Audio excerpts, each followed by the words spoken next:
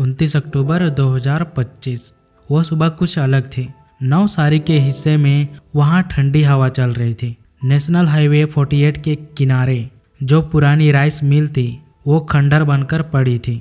गांव वालों में चर्चा बनी रहती थी कि वहाँ भूत आते हैं। किसी ने कहा कि वहाँ चोर छुपते हैं, लेकिन किसे पता था कि उसी खंडर में दो जिंदगियां की अंत की कहानी दबी पड़ी हुई थी। और एक दिन वो सारा इलाका हिल के रह गया था। गांव का एक छोटा सा दुकानदार सुबह दुकान खोल रहा था। तभी रास्ते में गुजरते हुए कुछ लोग दिखे। चेहरे पर बेचैनी थी, कानों में फुसफुसाहट। तो कोई भागते हुए आ रहा था और बार बार अपने चेहरे पर हाथ फेर रहा था, जैसे उसने कुछ खतरा देखा हो। इसी बीच लोगों की भीड़ जमा हो गई और नेशनल हाईवे पर कुछ गाड़ियां रुक गई। उनमें से कुछ पुलिस वाले भी थे। बाद में एम्बुलेंस भी आ जाती है। यह घटना जैसे आग की तरह पूरे नवसारी में फैल गई थी। राइस मिल के खंडर से एक महिला की लाश मिलती है। बॉडी की हालत बुरी थी। लोगों के चेहरे पर जो डर था और गुस्सा, वो शब्दों से बयां करना मुश्किल था। पुलिस ने तुरंत जगह को घेर ली और पोस्टमार्टम के बाद लाश की पहचान हुई। उसका नाम रिया था। उम्र लगभग 25 साल की थी। वो नवसारी के ही मोहल्ले की रहने वाली थी। किसी ने कहा रिया के साथ कुछ दिन पहले ही किसी से बहस हुई थी। अफवाह तेजी से फैल रही थी, मगर सच वक्त के साथ बाहर आ रहा था। फैजल नासिर की गिरफ्तारी ने पूरा मामला को बदल कर रख दिया।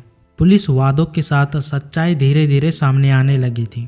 आरोपी ने जितना बताया पुलिस उतना ही बयान लिया, पर लोगों की जुबानी के बाद जो पता चला, फैजल न केवल रिया का आरोपी था, बल्कि 3 महीने पहले उसकी पत्नी सुहाना का भी उसी खंडर में क्या हुआ था। और यही वजह थी कि मामला 2 गुना दिल दहला देने वाला बन गया था।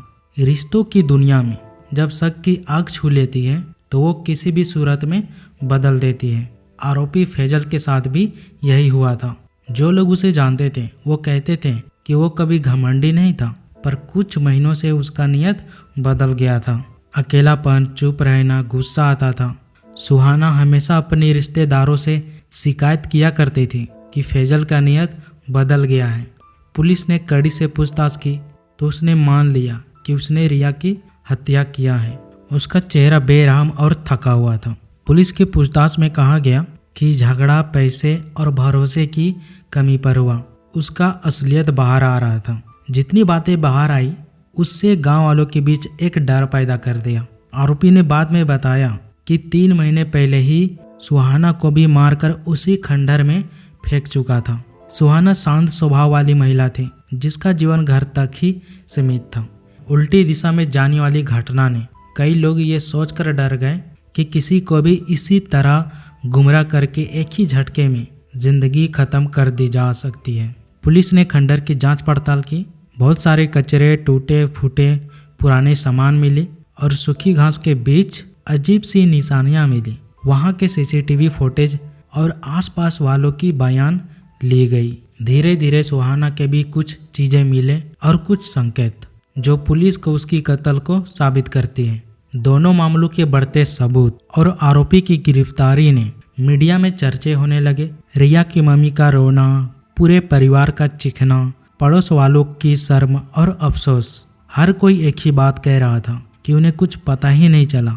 सुहाना की छोटी छोटी बातों पर कोई ध्यान नहीं देता था। उसे भी दबा कर रखा गया था। रिया के रिश्ते में अगर कोई टकराव था तो उसे भी दबा कर रखा गया था। गांव में दहशत छाई हुई थी। पुलिस का कहना था कि मामले की सुनवाई जल्दी होगी। आरोपी के बयान और जांच के आधार पर केस कोर्ट में भेजे जाने की तैयारी चल रही थी और गांव वालों की मांग थी कि उन्हें सख्त सजा हो, मगर इसके लिए समय लेती है। इंसाफ की उम्मीद धीमी, मगर लोग उम्मीद बांधे बैठे थे।